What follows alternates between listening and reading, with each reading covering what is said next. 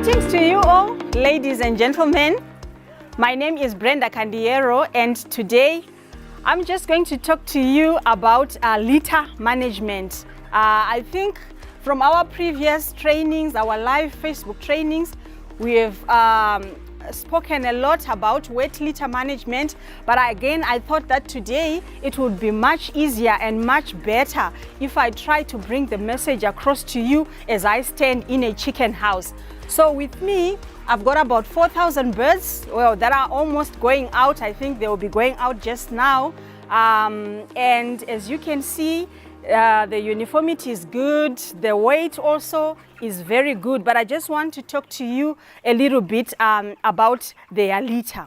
So if you remember very well, remember we said that litter is not just the bedding material, right? So if you take a closer look at on where I'm standing, this is what we are calling litter, right? It's the whole bedding. And what does it comprise of? So our litter will have the bedding, which can either be hay or wood shavings, and some feed.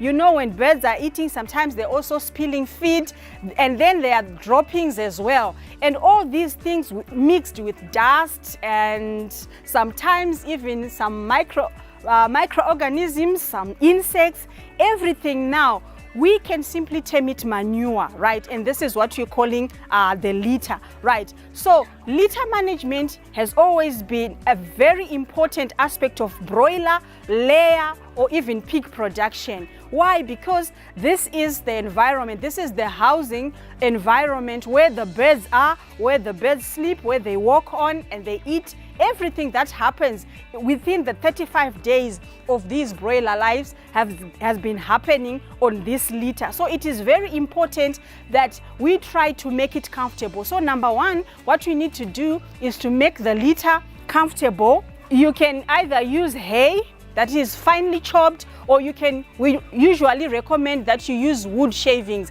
because with wood shavings, they absorb moisture way better than hay. But if you can't find wood shavings, yes, you can use finely chopped hay, right? And when now everything is mixed and your birds are in here, you will see that with time, as the birds are growing, the litter will get wet at some point. So if you look along this drinker, we always recommend that you're always checking to see if there are no leaks, if all the nipples are tight, so that water is not seeping out through. Because when that happens, it means that even when birds are not drinking their water, it's going to wet the bedding, right? And sometimes when you are using those bell drinkers or our ordinary drinkers, you need to manage them. And remember, it's always the height that we always want to talk about. If you take a look at this chicken drinking here, we always want to make sure that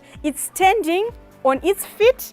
If you don't set your equipment right, you are bound to have spillages of water, and this will contribute to wet litter, right? And then another thing, if you look at the length or the both sides of the house, you can see that the curtains are all down. I'm saying that these birds are 34, 35, I think they're 35 days old today, and we do not want to see any curtains that are high. This will allow adequate ventilation to come in. So remember, these birds, they're also breathing in oxygen and they breathe out carbon dioxide. And also because of the droppings, the urea content in the droppings and the moisture, ammonia is going to be produced, and we want the ammonia to go out. So ammonia will leave, but if you've got your curtains closed up, then the ammonia gas will stay inside the chicken house. So always make sure that there is adequate ventilation, right? And then another thing that we also talk about is stocking density. So we are in winter, and we usually recommend that if you've got an open-sided house like this one, you can go up to 12 birds per square meter, but not more than that. If you go as high as 16, it means your birds are going to be overcrowded, right? And then there's pressure on drinkers, and again, that can cause wet litter.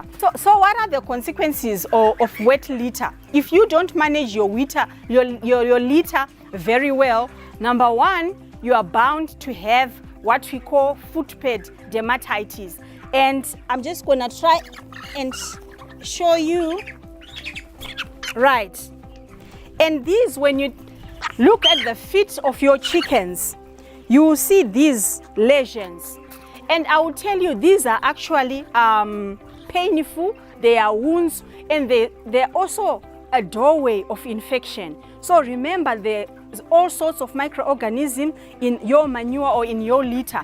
And if there are any openings, any wounds, it means they can actually enter into the body of the chicken and will cause diseases. So when you deliver your chickens, like I told you that these birds are going out today, and you deliver at slaughter, I'm telling you that they will reject these feeds, and it's money lost already because they can't take them and they can't sell them. So they will simply subtract the total kgs of bad feet or feet that have got footped lesions. So it is very important that you manage your litter well so that you avoid these footped lesions, right? And so now what happens is, because I said these are painful, and when the chicken is walking, it's very painful. So sometimes you see the chickens will just lie down. They don't want to walk to feed. They don't want to walk to drink water. So they will actually not gain weight in some instances when these are serious. Or what will happen is that they will then choose not to walk on their feet, but they walk on their hocks. So again, you start to see here the hocks will start to burn. Well, this is not so bad, but sometimes you actually start to see they start as red as this, and then it goes on until there are also lesions, there are also wounds. And when you've got those hock bones, remember, this is where probably the thigh and the leg portion is coming from, and it's already ruined because of wet litter.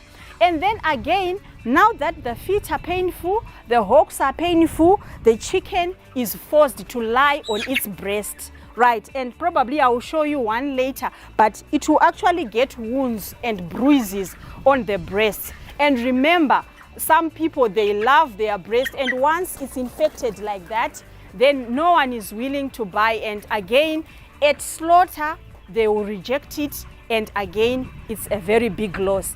So footped lesions, hock burns and breast burns are usually a result of wet litter, right? And then another thing that can also arise from wet litter or poor litter management is ammonia production, right? So as you can see, I always get inside the chicken houses with this thing attached to my shoe, right? So this is an ammonia meter, as you can see. So what it does is, as I'm just walking out here, is measuring the amount of ammonia gas that is being produced. So the reason why I always have my ammonia meter attached to my shoe is because I want to record the ammonia gas at the bed level or at chick level.